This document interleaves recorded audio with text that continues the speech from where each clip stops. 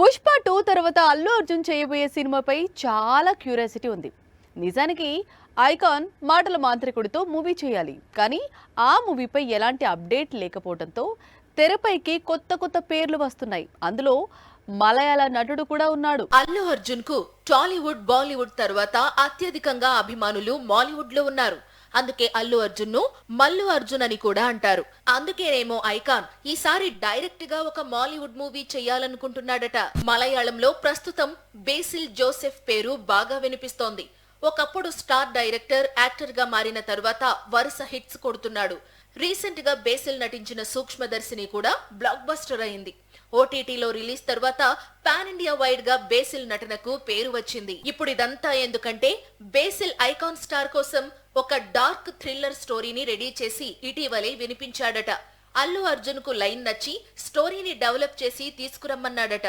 3 ఏళ్ల క్రితం మాలీవుడ్ కు మిన్నల్ మురళి పేరుతో సూపర్ హీరోను అందించాడు బేసిల్. ఇప్పుడు ఐకాన్ స్టార్ మూవీతో మళ్లీ డైరెక్షన్ వైపు యూటర్న్ తీసుకోవాలి అనుకుంటున్నాడు. మరి బేసిల్ కు ఐకాన్ డేట్స్ ఇస్తాడా లేదా అనేది మరికొద్ది రోజులు ఆగితే తెలుస్తుంది. నేషన్ క్రష్ కొన్నిసార్లు కావాలని కాంట్రవర్సీలు తెచ్చిపెట్టుకుంటుంది. అలా ఎందుకు అంటే సొంతూరు సొంత రాష్ట్రం మర్చిపోతే ఎవరు ఊరుకుంటారు? చావా ప్రమోషన్స్ లో తాను హైదరాబాద్ నుంచి ముంబైకి వచ్చాను అని చెప్పుకొచ్చింది. దాంతో శాండల్వుడ్ రగిలిపోతోంది. కన్నడిగులు కన్నడ అమ్మాయిపై గుస్సా అవుతున్నారు. అన్ని ఇండస్ట్రీస్ లోనూ రష్మిక హిట్స్ కొట్టింది. ఈ విషయంలో తాను ఒక రికార్డు నెలకొల్పిందనే చెప్పాలి. అయితే సొంత ఇండస్ట్రీలో కొట్టిన హిట్ ను, సొంత ఇండస్ట్రీని, సొంత నేలను రష్మిక మర్చిపోతూ ఉండటమే ప్రతిసారి కాంట్రవర్సీకి కారణమవుతుంది. చావా ప్రమోషన్స్ లో తాను హైదరాబాద్ నుంచి ముంబై వచ్చాను అంటూ స్పీచ్ స్టార్ట్ చేసింది. ఈ కామెంట్స్ విన్న కన్నడ వాసులు రష్మికపై ఆగ్రహం వ్యక్తం చేస్తున్నారు. రష్మిక సొంతూరు విరాజ్పేట, హైదరాబాద్ ఎప్పుడొచ్చింది అంటూ ప్రశ్నిస్తున్నారు. కన్నడ హీరోయిన్ పై కన్నడ ప్రజలకు కోపం రావడం ఇది మొదటిసారి కాదు. గతంలో కాంతారా సినిమా లేట్ గా చూసినప్పుడు, తొలి సినిమా అవకాశం ఇచ్చిన నిర్మాణ సంస్థ గురించి మర్చిపోయినప్పుడు కన్నడ ప్రజలు రష్మికపై తీవ్ర ఆగ్రహం వ్యక్తం చేశారు. ఇప్పుడు హైదరాబాదు సొంతూరు అన్నట్లు రష్మిక చేసిన కామెంట్స్ మరోసారి కాంట్రవర్సీని క్రియేట్ చేశాయి.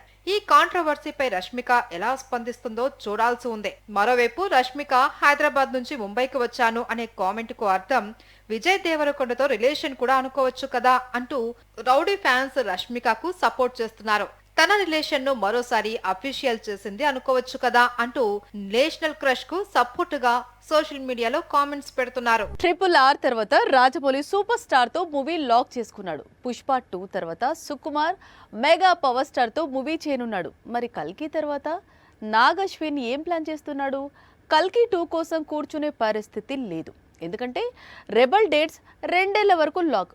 మరి నాగి ఏం చేయబోతున్నాడు అంటే బాలీవుడ్ వెళ్లిపోతున్నాడట. గత ఏడాది విడుదలై 1000 కోట్ల వసూళ్లు దాటిన చిత్రాల్లో కల్కి ఒకటి. నిజానికి ఈ సినిమా రిలీజ్ టైంలో ఆ తరువాత నాగి చాలా కాన్ఫిడెంట్ గా ఇమ్మీడియట్ గా కల్కి సీక్వెల్ స్టార్ట్ చేస్తున్నట్లు చెప్పాడు. ప్రభాస్ ఇదే ఏడాది నుంచి డేట్స్ ఇచ్చేస్తాడు అన్నాడు. కానీ రీసెంట్ గా రెబెల్ ప్లాన్ మారింది. ముందు రాజాసాబ్, ఆ తర్వాత ఫౌజీ, ఆ తర్వాత స్పిరిట్ వర్క్స్ లో బిజీ కానున్నాడు. వీటికి మరో 2 ఏళ్లు సమయం పడుతుంది. అందుకే కల్కి డైరెక్టర్ నాగి కూడా సీక్వెల్ కోసం ఎదురు చూడకుండా మరో కొత్త సినిమాను ప్రారంభించాలి అనుకుంటున్నాడు. ఆల్రెడీ ప్రభాస్ తో సలార్ సీక్వెల్ తీయాలి అనుకున్న ప్రశాంత్ నీల్ ఇప్పుడు ఎన్టీఆర్ తో డ్రాగన్ స్టార్ట్ చేసేందుకు రెడీగా ఉన్నాడు.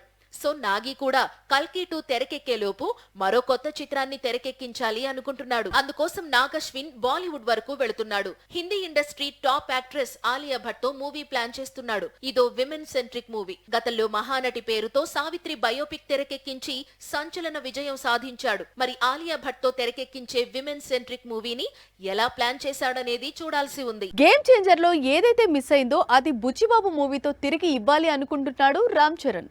మెగా ఫ్యాన్స్ కు ఫస్ట్ ఒక బ్లాక్ బస్టర్ కావాలి. అది బుచ్చిబాబు మూవీతో వస్తుంది. అలాగే గేమ్ చేంజర్ లో ఫ్లాష్ బ్యాక్ చరణ్ కు పేరు తెచ్చిన సినిమాకు డబ్బులు తీసుకురావాలి. అందుకే ఇప్పుడు బుచ్చిబాబు చిత్రంలో ఫ్లాష్ బ్యాక్ పెట్టి ఆ ఫ్లాష్ బ్యాక్ తో మూవీకి డబ్బులు వచ్చే ప్లాన్ లో ఉన్నాడు చరణ్. బుచ్చిబాబు మేకింగ్ లో తెరకెక్కుతున్న చిత్రంలో Ram Charan sports back drop లో నటిస్తున్నాడు. క్రికెట్ నేపథ్యంలో స్టోరీ ఉండనుంది అనేది సమాచారం. జాన్వీ కపూర్ హీరోయిన్ గా నటిస్తోంది. ఏఆర్ రెహమాన్ సంగీతాన్ని అందిస్తున్నాడు.